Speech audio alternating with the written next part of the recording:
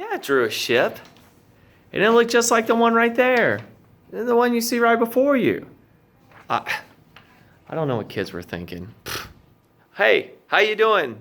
We've got another week for words for Articles of Confederation, just like this guy. And I'm here to help you with that. If you have any questions, please ask them below in the comments. And don't forget to subscribe to your favorite Into the Wind person. All right, so this week on the quiz, we're looking at 10 words. The first one of those words is the Land Ordinance of 1785. And that's just a plan to set up cities in 6x6 square mile plots. It's one of the strengths of the articles.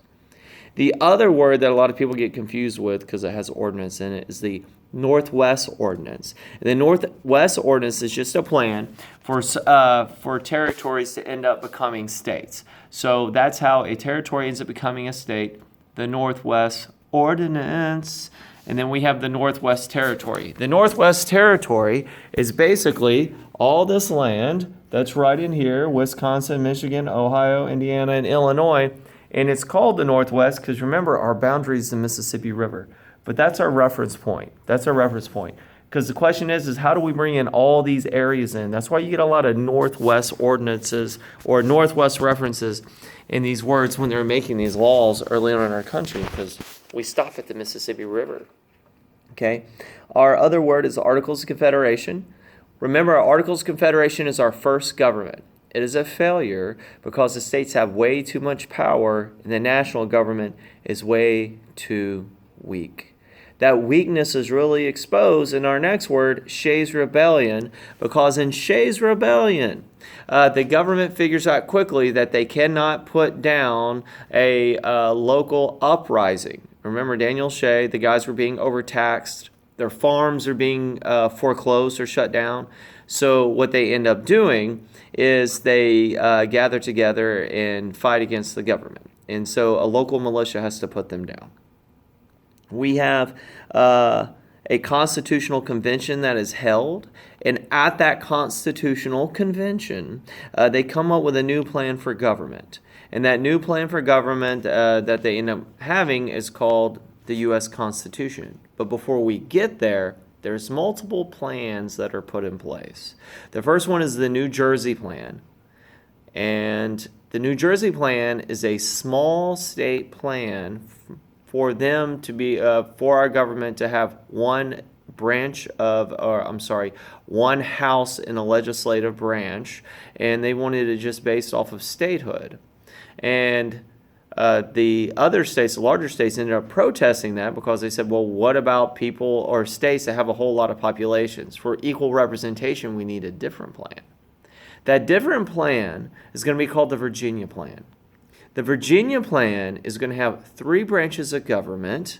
It's going to have 2 houses. One of the houses is going to be based off of population, and the other house is going to be based off of wealth. Okay? So what you can see is there's a contention in how are we going to make sure that small states and large states both have equal representation when they have legislative sessions. And so those 2 plans get mixed together, and it ends up being called the Great Compromise. The Great Compromise ends up being our U.S. Constitution. And so the only difference between the Virginia Plan and our modern-day Constitution, or what happens in the Great Compromise, is instead of having a house of wealth, we end up having a house just based off of statehood. And we get 2 senators from each state. So that other house is called the Senate. So you have the House of Representatives and you have the Senate. Okay? Our other words, 3/5 compromise. The 3/5 compromise is a plan on how to count slaves for purposes of representation and taxation. So once again, people are fighting and discussing ways to deal with slavery in our new country. And so one of the compromises is that slaves would count for purposes of representation in Congress. For every 5 slaves, 3 would count for purposes of representation, but also taxation. Okay? Ladies and gentlemen, that completes the Word You Have for today. I filmed it a little bit differently. I feel a lot better about myself.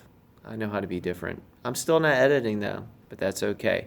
I hope you have a great day. And by the way, into the wind!